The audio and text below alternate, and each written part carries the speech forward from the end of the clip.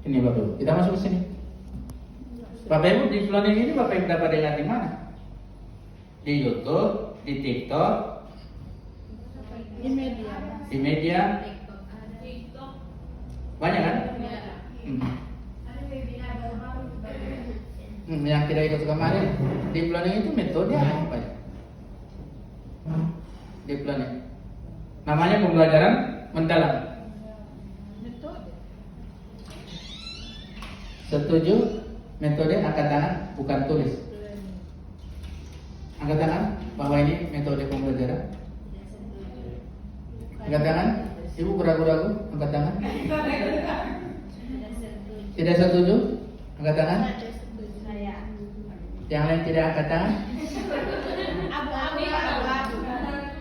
Ya. Jadi di planning itu ini. Jadi di planning bukan hanya tentang metode belajar. Di planning adalah pendekatan untuk transformasi pembelajaran. Transformasi yang dimaksud adalah bagaimana perubahan dalam pembelajaran itu. Pembelajaran yang tadinya monoton diubah menjadi bervariasi, interaktif, ada komunikatif.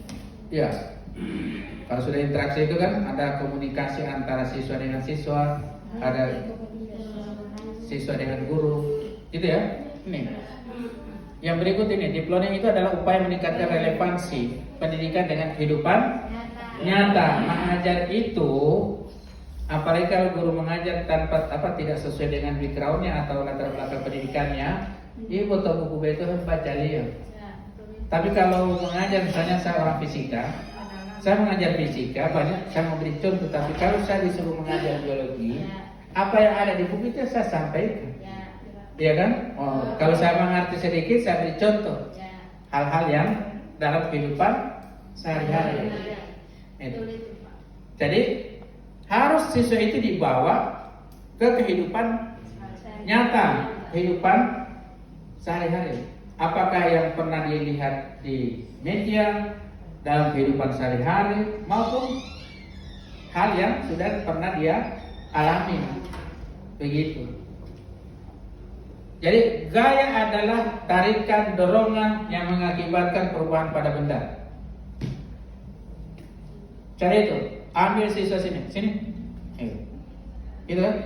Saya dorong atau meja saya. Jadi dorongan tarikan ini meja boleh dorong tarik. Itu karena apa? Karena gaya. Kalau begitu apa itu gaya? Kan gitu ya. Jadi mereka memahami dulu baru diminta pendapat. Sama dengan iya, dia bisa membuat kalimatnya sendiri. Maka Bapak Ibu secara teori Bapak Ibu sampaikan dalam fisika definisinya seperti ini. Gitu ya. Anak mampu itu. Berarti dia sudah paham. Ini musuh tahu gunung. Apa itu gunung? Nah, macam-macam. Terserah yang Bapak bilang tadi apa semua itu benar. Bagi kita yang sudah paham. Ya. Itu. Yang penting dia sudah ada bayangan gunung sih. Apakah di gunung itu ada angin laut?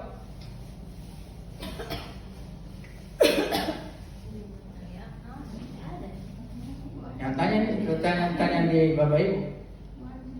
Apakah di gunung itu ada angin laut?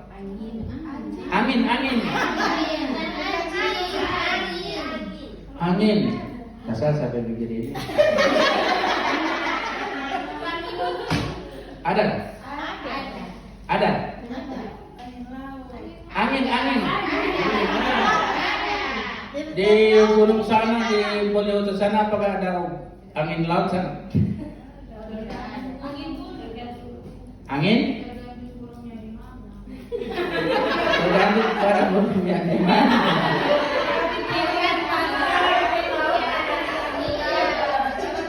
Ya? Gitu. Tergantung di mana. Ya, begitu. Bagus sekali jawabannya. Berarti saya berpikir bahwa gunung ini tidak hanya di jauh-jauh di laut, di pinggir laut ada gunung. Kalau jauh sekali dari laut? Tidak ada. baru dia begini. Angin itu hanya dua, angin darat, angin laut. Baru angin laut kalau di gunung itu kemana? Iya ya Pak, dari definisi ya. Iya kan? Iya. Itu. Siap. Begini, kenapa angin gampang sebenarnya mengajar itu? Angin laut itu, ini maaf ya, ini karena konsep ada miss di situ maka saya terangkan. Tergantung pada sifat darat itu. Sifat darat itu dia cepat panas, cepat dingin, ya kan? Kalau laut lambat panas, lambat dingin. Lama-lama dua-duanya. Kalau di mana daerah yang panas, maka udara itu yang di daerah panas itu yang naik ke atas. Itu kan berhembus. Lihat Bapak Ibu, bakar itu sampah, kemana arahnya sampah? Tidak ada mendarat begini. Jadi semua yang dia sudah panas dia akan naik. Gitu ya. Nah sekarang kita menentukan waktunya apakah siang atau malam itu angin laut atau angin darat.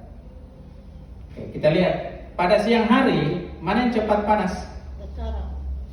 Dataran kan? Panas.